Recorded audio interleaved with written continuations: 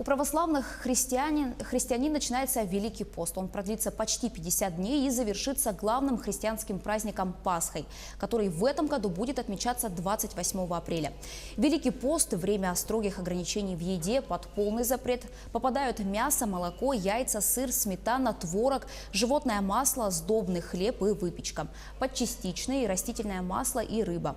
Особенно усердно положено поститься в первую и последнюю недели. Вместе с тем священнослужители напоминают, что смысл поста не просто в ограничении потребления пищи, а в стремлении стать ближе к Творцу.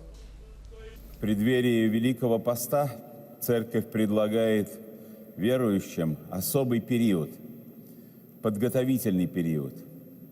Он длится более 3 недель, и богослужебные тексты и общий строй церковной жизни помогает православному человеку таким образом настроить свою душу, чтобы войти в Великий пост с правильным пониманием того, что ему, верующему человеку, надлежит в течение Великого поста совершить и к каким целям подойти.